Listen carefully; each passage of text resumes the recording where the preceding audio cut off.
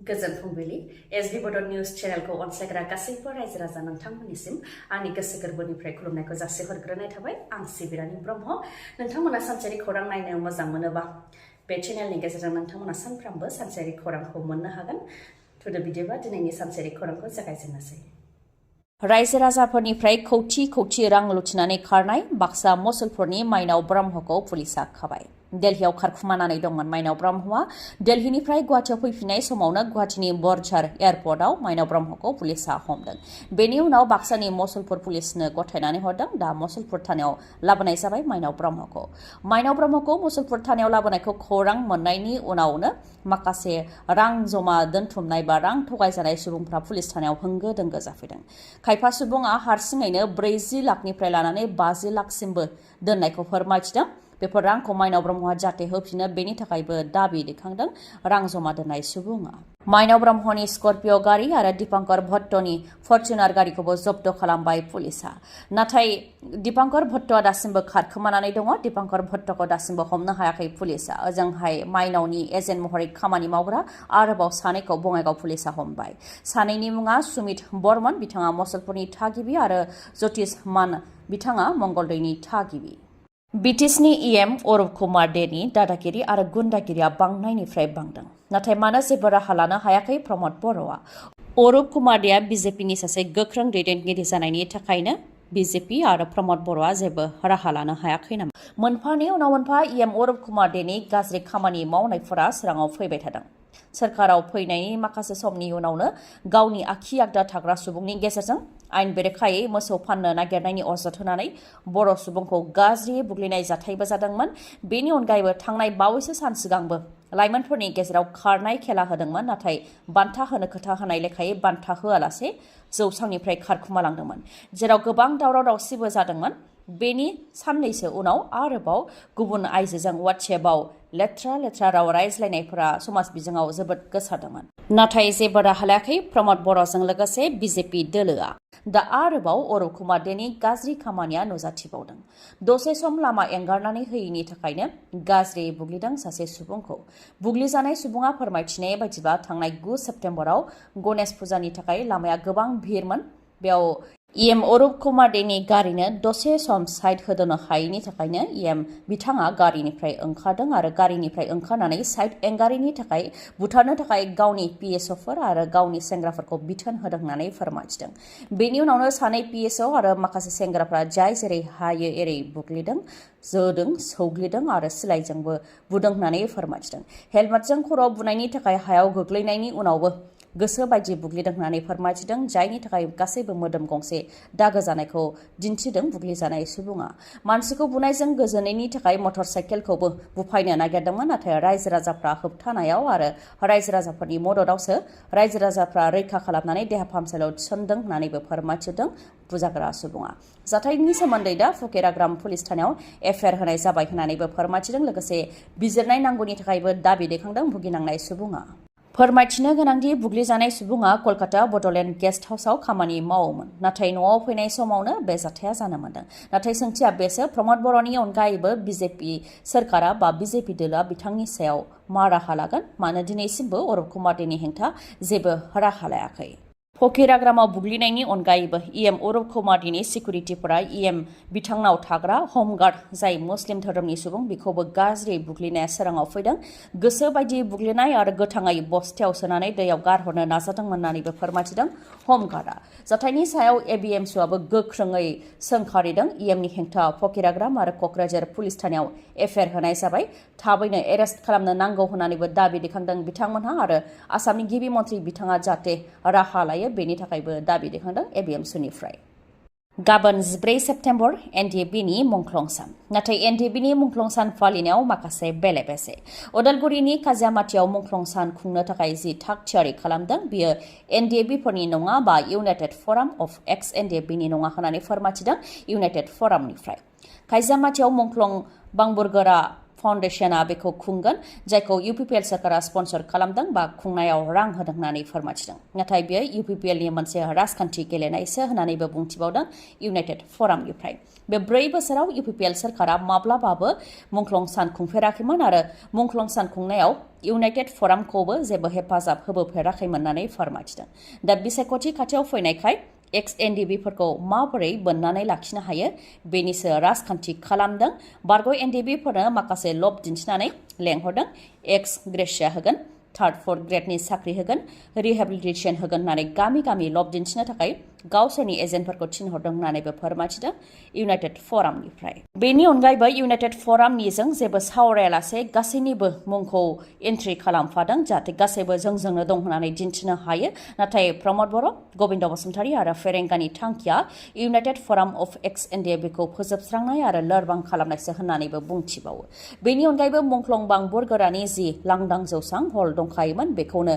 गोदानै गाब फोननानै बांबुरगोरानि मुंखौ सोलायनानै मुंख्लं रनजित बसुमतारी मुं दोननाय जादों आरो बेखौ गबिन्द बसुमतारीया गोदानै बेखेवदों जाय लाजिनांथाव होननानै बुंथियो NDB-नि गिबि मुंख्लं बांबुरगोरानि मुङैनो NDB-आ मुंख्लं सानखौ फालिबोदों नाथाय बेबायदि खालामनायजों बिथांखौ अपमान खालामनायसो जादों होननानैबो बुंथिबावो इउनाइटेड फरामनिफ्राय आरो इउनाइटेड फरामा गहपुरनि दैमालु गेलेग्रा फोथारावसो बे 36थि मुंख्लं सानखौ खुंगोन बेयाव जाहाथे गासैबो रायजो राजाफोरजों लोगोसे बारग' NDB-नि सोद्रोमाफोरा बाहागो लाफैयो बेनि थाखाय खावलायहरदों ओजोंहाय काजियामाथियाव खुंजानो गोनां मुंख्लं सानाव जाहाथे बाहागो लाफैयो बेनि थाखायबो खावलायहरदों खुंफुं आफादनिफ्राय आसामनि मन्थ्रिफोरजों लोगोसे BTechनि EM MCLA chief deputy chief एबसु बर' थुनलाइ आफाद आरो रायजो राजाफोर गासै 5,000सोआ बेयाव बाहागो लागोन होननानैबो फोरमायथिदों बिथांमोनहा रायजोआव फिन थरनै चाइनिज ग्रेनेड मोननो हादों थांनाय साननैसो सिगांसो तामुलपुर पुलिसा भारत भुटान सिमानि दारांगा मेलायाव 9 ग्रेनेडजों लोगोसे आखाइजों बानायनाय माखासे सिलाइफोर बोखांनो हादोंमोन बेनि उनाव फिन रायजोआव बोखांनो हादों थरनै ग्रेनेड मरानि खटखटियाव थरनै चाइनिज ग्रेनेडखौ बोखांनो हादों डिब्रुगड़ पुलिसा मोनसे स्रोत सुलुंनि सायाव बिथा खालामनानै सिग्रोमनायावनो बे चाइनिज ग्रेनेडखौ हमनो हादों गुवाहाटीनि सनापुरनि कासटलियाव इभिक्सन बा होस्रांनाय जाथायाव जादों गोबां दुंहाव थासारि पुलिसनि गुलि गावनायजों दासिम सानै सुबुङा जिउ खोमानो गोनां जाबाय आरो गोबां सुबुङानो जोखोम जानो गोनां जादों जोखोम जानायनि मादाव 2 पुलिसबो दङ दुंहाव थासारि जानायनि सायाव फोरमायथिनो गोनांदि थांनाय सानब्रैसोनिफ्रायनो होस्रांनाय जाथाया जादोंमोन नाथाय गिबियाव जेबो दुंहाव थासारि जायाखैमोन नाथाय दा पुलिस आरो होस्रांजानाय सुबुंफोरनि गेजेराव गोबां दुंहाव थासारि जादों ट्राइबेल बेल्ट एन्ड ब्लक ओनसोलाव आयेन बेरेखायै थानाय सुबुंफोरखौ होस्रांनाय हाबाफारि लादोंमोन पुलिस हान्जाया बेयावनो होस्रांजानाय सुबुंफोरा पुलिसनि सायाव गिबियाव गाग्लोबदों उनाव थासारिखौ सामलायनो थाखाय पुलिसा साखाथिनिफ्रायनो सुबुंनि सायाव गुलि गावनो गोनां जादों जायजों सानै सुबुङा जिउ खोमानो गोनां जादों बेबायदिनो दुंहाव थासारि जानायाव पुलिसफोरजों लोगोसे गोबां पाब्लिकफोराबो बा रायजो राजाफ्राबो जोखोम जानो गोनां जादों जोखोम जानायनि मादाव सार्केल अफिसार OC DCPआबो जोखोम जानो गोनां जादों रिपर्टनि बायदिब्ला गासै 22 पुलिसा जोखोम जानो गोनां जादों आरो गोबां सुबुंफोराबो जोखोम जानो गोनां जादों जिउ खोमानांनाय सानै सुबुंनि मुङा हायदार आली आरो जहिद आली जोबनायाव फावखुंग्रि सुमि बरा आरो बिथांनि फिसाय तार्किक बराया पुलिसनि लकआपआव नाथाय बिथांनि हेंथा मा साजा होनाय जागोन गुवाहाटी हाइकर्टनि उकिल AR भुइया बिथाङा फोरमायथिनाय बायदिब्ला डिब्रुगड़नि पुलिस थानायाव केस नम्बर 352/2024 जों केसखौ रेजिस्टार खालामनाय जादों बेनि सिङाव धारा 316/2 318/4 of BNS read with section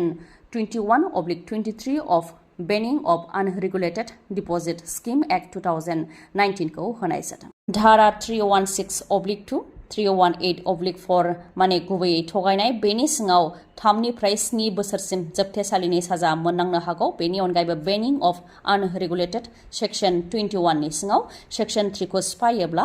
1 निफ्राय 5 बोसोरसिम जेलनि साजा मोननो हागौ आरो 2 निफ्राय 10 लाख रांसिम जुरिमाना होनांनो हागौ बेनि अनगायैबो सेक्शन 23 नि सिङाव सेक्शन 4 खौ सिफायोब्ला 7 बोसोरसिम जोबथेसालिनि साजा मोननांनो हागौ आरो 5 लाखनिफ्राय लानानै 25 कौटिसिम रां जुरिमाना होनांनो हागौ थाखो 10आव फरायनाय उन्दै हिन्जावसा गथ'खौ जिनाहारि खालामनायनि उनाव खारखोमानानै दङ फोरोंगिरि श्रीमन्त बर'आ धेकियाजुलियाव थाखो 10आव फरायनाय सासे फरायसुलिखौ जिनाहारि खालामदोंमोन फोरोंगिरिया जाथायखौ लानानै हिन्जावसाया पुलिस थानायाव FIR होनायनि उनावनो खारखोमानानै दङ फोरोंगिरिया दा दायनिगिरिखौ हमनांगौनि दाबिजों राक्षसमारि पुलिस थानायाव गोबां आइजोफोरानो फैनानै गोख्रोङै दाबि दैखांफैदों। थांनाय 10 सेप्तेम्बरावनो राक्षसमारि पुलिस थानायाव फोरोंगिरिनि हेंथा गसर होदोंमोन हिन्जावसाया, नाथाय दासिमबो फोरोंगिरिखौ हमनो हायाखै। बेनिखायनो आइजोफोरा पुलिस थानायाव फैनानै गोख्रोङै दाबि दैखांफैदों। लाइमोनफोरनि थाखाय मोनसे गोजोनथाव रादाब। रुरेल इनस्टिट्यूट अफ हेल्थ साइन्सआ गुबुन गुबुन कर्सआव मुं थिसननो थाखाय लाइमोनफोरखौ हांख्रायहरदों। कर्सफोरा जाहैबाय नार्सिं केयाराव bachelor of vocation, medical laboratory आरो डि फार्मा। बाक्सानि बरमायाव थानाय प्रफेसर कल'नि आरो सप्ताहिक हाथाइनि साखाथियाव थानाय AISECT ग्रुप इउनिभार्सिटिजों गनायथि मोननाय रुरेल इनस्टिट्यूट अफ हेल्थ साइन्सआ नार्सिं केयार, मेडिकेल लेबरेटरी आरो डि फार्मायाव मुं थिसननो थाखाय हांख्रायहरदों। मुं थिसननायनि थाखाय प्रस्पेक्टास होनाया जागासिनो दंखायो आरो आगस्ट दानावनो मुं थिसननायाबो जागोन। गोसो गोनां फरायसाफोरा गोख्रैनो बेफोर कर्सआव मुं थिसननो हागोन। रोंग'थिया नार्सिं कर्स आरो मेडिकेल लेबरेटरीनि थाखाय जायखिजाया स्ट्रिमाव थाखो 2 उथ्रिसारनाय जानो नांगोन, नाथाय डि फार्मानि थाखाय साइन्स स्ट्रिमाव थाखो 2 उथ्रिसारनाय जानो नांगोन। मख'नो गोनांदि नार्सिं केयार, मेडिकेल लेबरेटरी आरो डि फार्मा कर्सखौ खालामखांनायनि उनाव APC आनजादनि थाखायबो एप्लाइ खालामनो हागोन बिजाथिफोरा। लोगोसेनो गुबुन गुबुन सोरखारि साख्रिनि थाखाय एप्लाइ खालामनो हागोन। हस्पिटाल, नार्सिं हम, क्लिनिक बायदि बायदिफोरावबो एप्लाइ खालामनो हागोन आरो बेनि अनगायैबो जौसिन सोलोंथाइबो लानो हागोन बिजाथिफोरा। गुवारै मिथिबावनोबा आरो मोजाङै मिथिबावनोबा 8011133336 बे नाम्बाराव खौरां लानो हागोन। गोजोन्थों। खौरांखौ जोबजासे नायनायनि थाखाय गोजोन्थों। नोंथाङा दासिमबो SD बड' निउस चेनेलखौ साबस्क्राइब खालामनानै लायाखैबा गोख्रैनो साबस्क्राइबखौ खालामनानै लादो आरो बेल आइकनखौबो क्लिक खालामदो, जाहाथे खौरां फोसावनाय लोगो लोगोनो नोंथांनाव गिबिसिन आंनि खौराङा सौहैयो। गोजोन्थों।